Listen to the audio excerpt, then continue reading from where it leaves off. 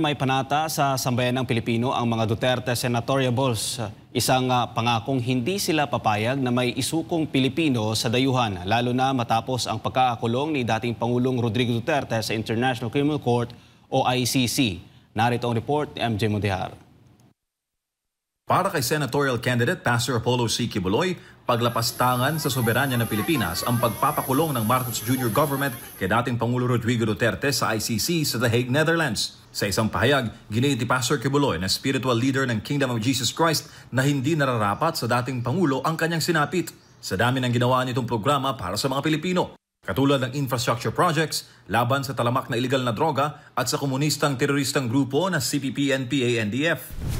Sabi ni Pastor, ito ba ay karapat-dapat na mangyari? Hindi po. Tingnan ninyo ngayon, nawawala na ang ating karapatan. Inuusig tayo ng mga law-abiding and God-fearing. Ano ang nagawa ng Pangulong Duterte sa ating bansa sa 6 na taon?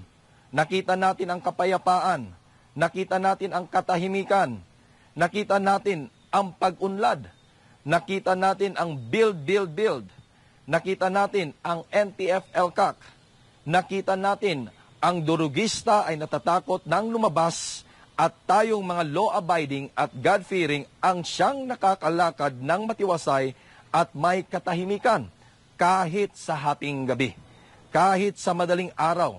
Hindi tayo namomolestya ng mga kriminal na ayon sa survey, 80% ng krimen ay dahil sa epekto ng drugs.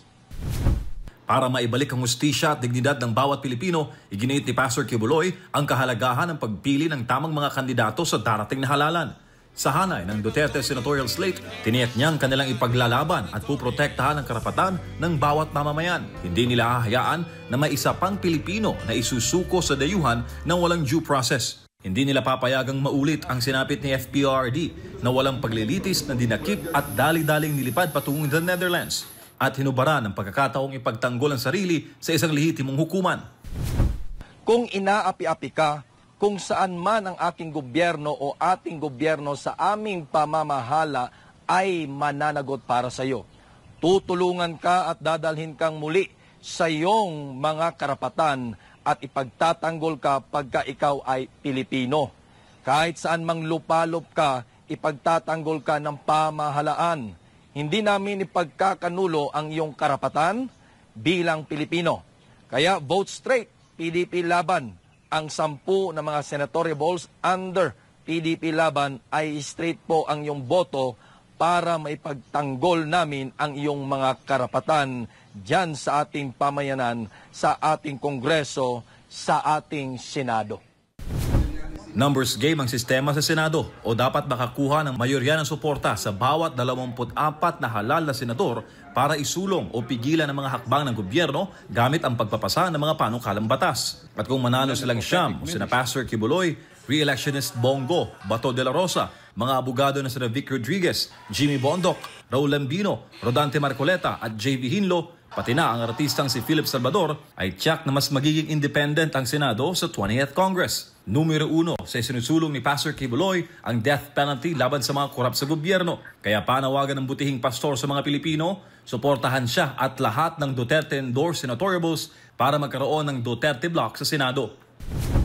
Mananagot po ang administrasyong ito sa kanilang ginawa sa ating Pangulo, sa kanilang ginawa sa KOJC, at ipagtatanggol natin yan sa Senado pag tayo ay nailuklok na sa pamamagitan ng iyong mga boto.